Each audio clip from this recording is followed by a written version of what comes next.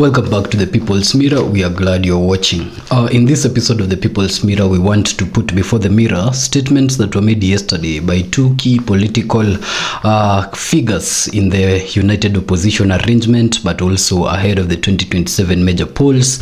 And the statements were made by Honorable Kalonzo, who is a hopeful of becoming the President of the Republic of Kenya in 2027, and Honorable Gachagua, who is the former Deputy President and is one top coordinator and campaigner for the United Opposition currently, as they are gearing their bid towards the 2027 major polls. Now, Kalonzo just left the confines of Jaramogi about a few hours ago, and while at Jaramogi, the ODM leaders, including the Senator of Homa Bay County, Senator Kajwang, had told Kalonzo that they are actually happy to see him. They do not have a problem with him, and the only problem they have include the friendships that he keeps. Now, people thought that when the ODM party talked about, or rather the ODM party members and leaders within that party talked about the friendships that Kalonzo keeps, they were referring to Gachagua. And so you would think that Kalonzo would try to actually keep distance away from Gachagua to that particular side of the nation. Shock on you, because a few hours after he arrived back in the city, the first political call that Kalonzo was making was to Gachagua. And with the exclusion of the other members of the United Opposition, this was a cousin affair. They found themselves in Mwiki, in Kasarani constituency, where they made these statements that we want to delve into shortly. But now, if you're joining our channel for the first time, please hit that subscribe button. We are a fairly small channel. We have hit our target of 1,000 mark, but we are a movement that is moving all the way to 2027 major polls and beyond. And so you can make us your political commentatorship channel by just hitting that subscribe button. Into the main stories, Gachagua picked it straight away from the fact that this was not supposed to be a United Opposition meeting. He said it was a completely cousin affair because Kalonzo had called him while he was in Karen that he was supposed to attend some event in Mwiki's church in Kasarani constituency, and so he needed the services of his cousin Rigathi Gachagua to actually accompany him to that church service. And so as a result, it was one church service, or one political rally rather, within a church service space that did not have anything to do with the other principles of the United Opposition. Now, having distanced this particular rally from the rest of the rallies of the United Opposition, Mr. Rigiji went ahead to first make statements attacking the government. And the first statement he made, which was of both political and economic effect, was concerning the 15% share stake in Safaricom that the government of Kenya right now intends to sell. Rigathi Gachagua contests this particular decision of the government to sell that particular 15% shares in Safaricom. He likens Safaricom to a cow, and he says that Safaricom produces milk not just for family consumption, but also gives the family an opportunity to sell extra milk. And so cutting off those 15% shares of the government from Safaricom is drying that cow, or rather selling that cow away with the milk that it produces. Now, to make this in context, he says that organizations like Safaricom and government involvement in them are organizations that should be sustainable even into future generations. And for that to actually exist, then the current stakes of Safaricom needs to be intact in that particular place the way they have been before, without the government selling them. But away from that, he also talks about the issue that most economists within the Kenyan citizenry have also been having a concern with when it comes to this particular sale. He says that the sale of this 15% shares that the government has in Safaricom is being done at a price that is the half price of the current price of the Safaricom shares right now. And so the government is being given a raw deal, or rather involving itself in something that will cost the nation around 270 billion shillings if the sale is effected. So to this effect, he is just narrowing, or rather backing up what Ndindi Nyoro said sometimes back, that the government in intended to have these shares sold at 34 shillings, which is 9 bob shy of the price that these shares were being sold in 2021. And the period between 2021 and now has been 4 years, meaning that the price of these shares have since shot up. So Rigathi also has an issue with the pricing within which the government intends to sell these shares.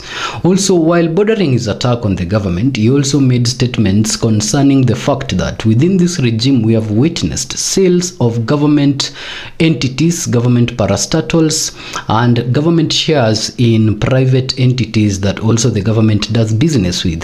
To this effect, he has talked about the Bomas of Kenya that is under the new management. He has talked about the Adani deal that was to see the airport being built under construction of the Adani Group, which was contested by the people. He has talked also about the sale of the KPC, which is currently under a co-management between Kenya and Uganda for the distance between Eldoret all the way to Uganda. He now talks about this 15% shares, of course, in Safaricom that the government intends to sell, and say this is a rogue regime that intends to actually convert government entities and also government resources into private hands through sale. Now, after making these accusations against the government or allegations against the government's conduct, Gachagua turns to his own camp. And in his own camp first, he says that he's aware that the government has been trailing and wooing Kalonzo to their camp. He says that Kalonzo and himself are individuals that are not going to betray the conviction that the people have in them all the way to 2027. So there have been talks that there is likelihood of having rifts within the united opposition. There have also been talks that there are rifts within the united opposition that the camp is just trying to sustain because of the burden that the Kenyan people have put upon them to survive until 2027. Yet, deep down beneath that burden, others have alleged that it's a hot pepper of contestations and disagreements within that camp. And the major source of these disagreements, critics have said, is Rigathi Gachagua. But Mr. Rigiji is now confirming to us that whether or not these particular rifts exist within their camp, something is certain, that neither Kalonzo nor himself will jump the camp come 2027. So there's a likelihood of anything else happening except Kalonzo and Rigathi Gachagua jumping camp. But that aside, he talks about the ODM invitation that also Kalonzo was just coming from in less than 24 hours before this church service. Kalonzo was in a particular burial service which he detailed in an episode here, The People's Mirror. You can find it in our page. In Kangoka Jaramogi, of his classmate, Ms. Beryl Achieng Odinga, who was also a fellow lawyer and a fellow classmate of Kalonzo Musyoka in the university days. And also, this Beryl Achieng Odinga is the sister to the late Raila Amolo Odinga, who was a good political friend for Kalonzo Musyoka for over 15 years. Now, when Kalonzo Musyoka was in this particular burial service, supporters of Raila Odinga told him that they do not have any problem with him. They have problem with the company that he keeps. And it seemed like every leader that stood up was trying to bury any sort of enmity that has been painted against Kalonzo and to show their support to Kalonzo moving into 2027. Now, Rigathi Gachagua, aware of these particular movements by the ODM party, now has in a jest answered the ODM party and told the ODM party that the relationship that he enjoys with Kalonzo is just not one of politics. It's not just one of friendship for presidency, but it is familial. And so he says it is very, very hard to divide a family, saying that blood is of course thicker than water.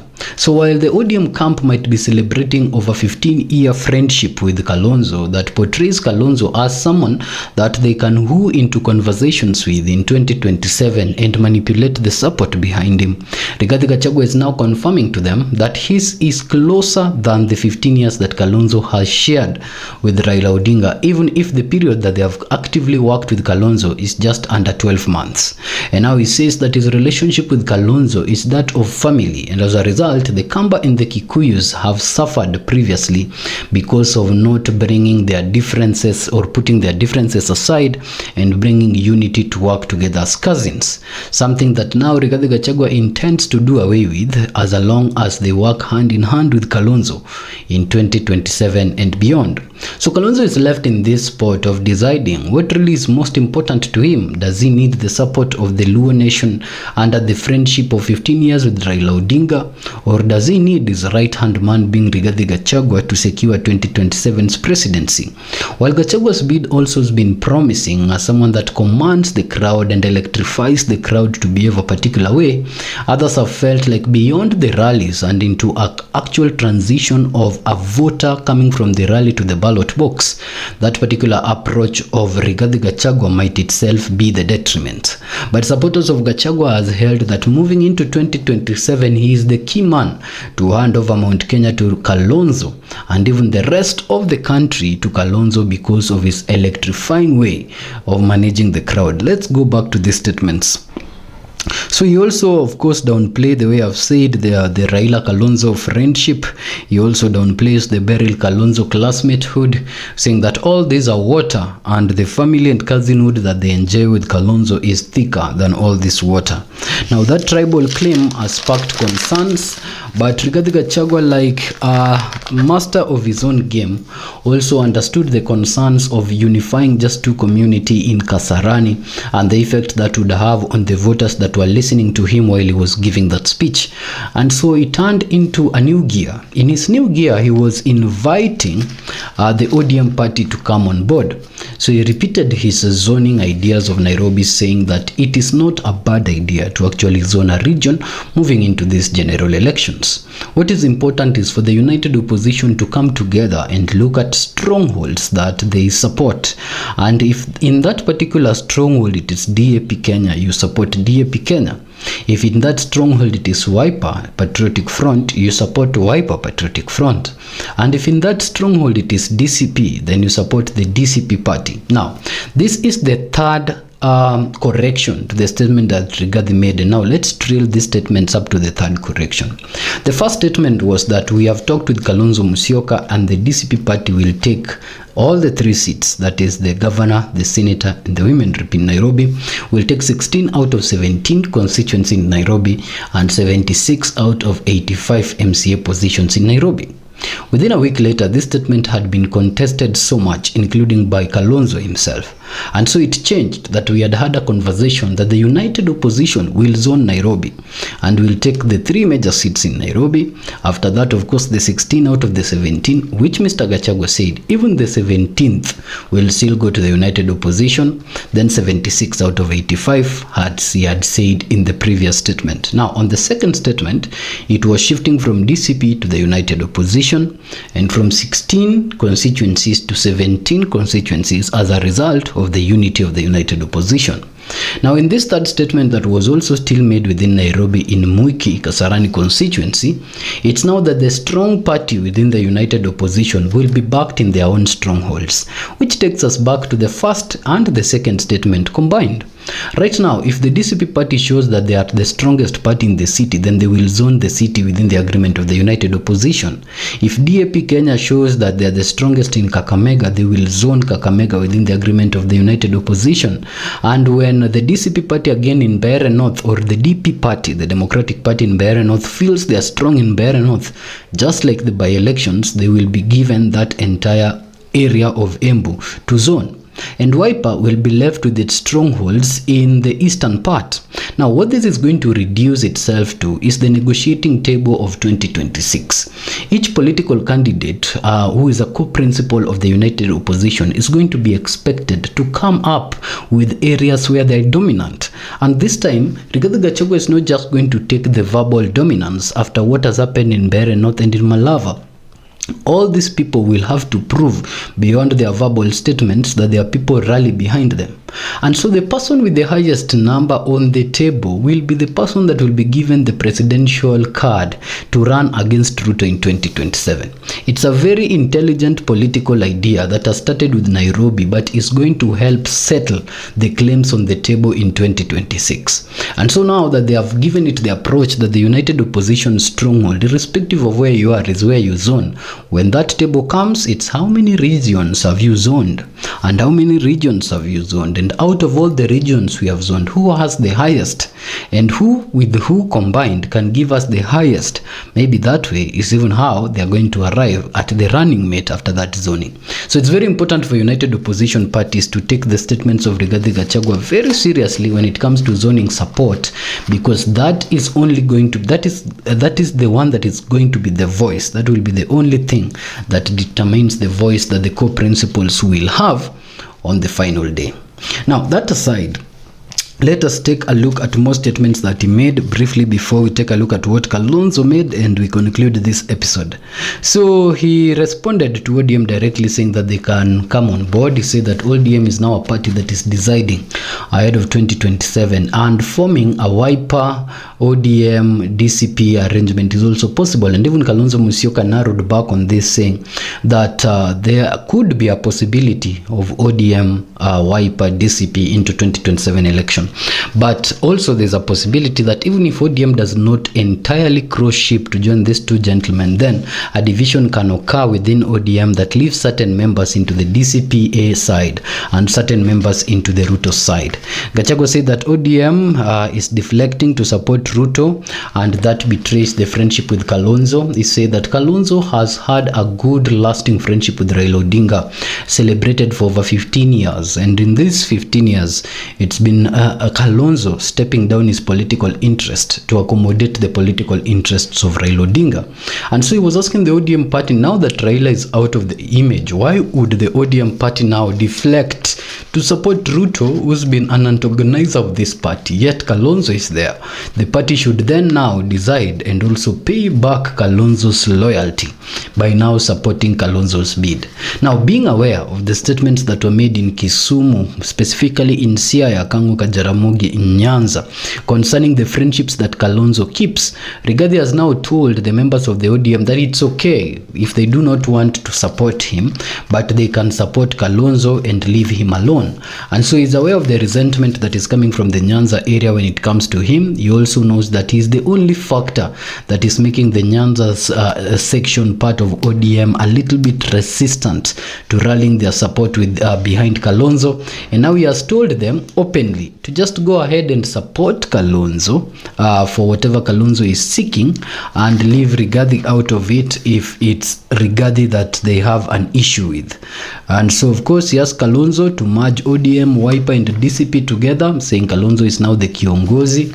He has called him to now guide the ODM party to join the camp of DCP and Wiper that they already have, moving into the 2027 train. So Kalonzo is on the spot again. If he does not have the entire support of the ODM party jumping ship to rally behind him, then at least he has an opportunity out of these concerns of Rigathi Gachagua to ensure that the portion of ODM that will deflect from the broad-based arrangement forms part of the Wiper DCP movement in Nairobi. And so this still plays into the zoning talk of Rigathi Gachagua, because the most likely individuals that people are saying are likely to defect from the ODM camp from their treatment, or rather being treated under this broad-based arrangement, is Sifuna and Babu Owino. And so Sifuna and Babu Owino jumping ship for Sifuna to retain his position in Nairobi and Babu to become a governor is a possibility. It's a very solid possibility.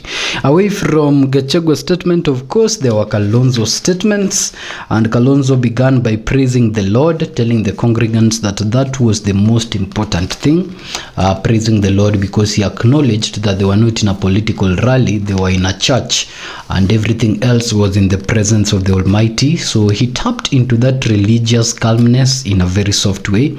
Then he promised to help the church, quoting the scripture, just like Ruto. He had a very good series of scriptures that he quoted in word, but he could not tell where they came from in the Bible. He asked the bishop to clarify that for him. Understandable.